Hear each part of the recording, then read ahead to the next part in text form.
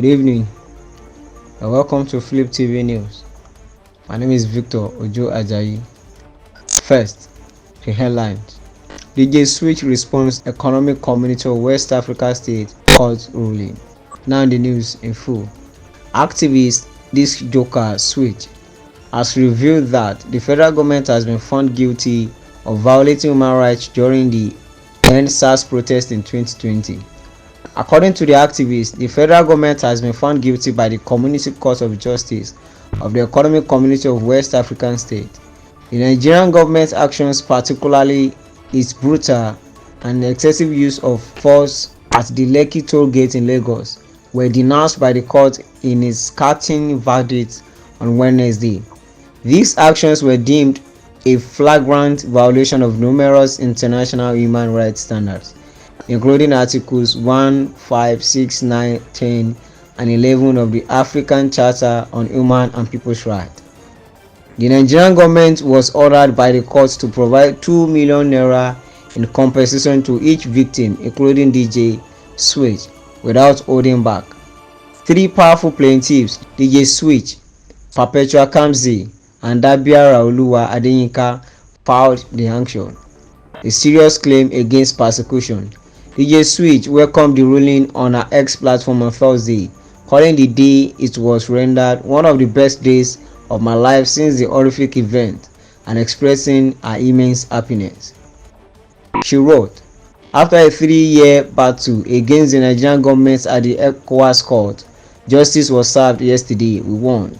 Just like many of you, I have little to a faith in any branch of service in Nigeria, but the Economic Community of West African State Court is the highest court on the continent, and while many find humor and makes jokes about its chairman being the illegal president of Nigeria, Bola Tinubu, we forged on, hoping still and trusting that the facts and evidence we had and presented to the court will be irrefutable.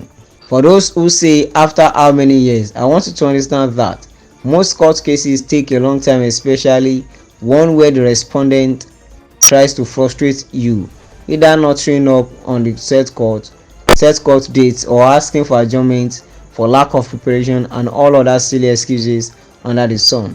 Still, we had to exercise patience and be steadfast in our pursuit.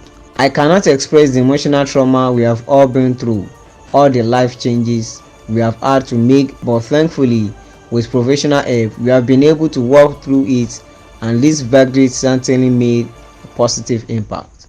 Sitting in court yesterday and hearing the verdict from the judges, including indicting the Nigerian government of the crime they committed on the 20th of October 2020, was one of the best days of my life since that horrific day, and also legally vindicates us all. If no room is left for corruption to fester, the people are served. Barring any obstruction from the government to follow the instructions of the court, I can finally move on to other things, a passion which I hope to share with you all. Naysayers can scream all they want. It is now legally documented in history who the criminals were. That will be all on our news update this evening. Join us for more stories on our channels, Flip TV, Flip TV Plus. My name is Victor Ojo Ajayi. Good evening.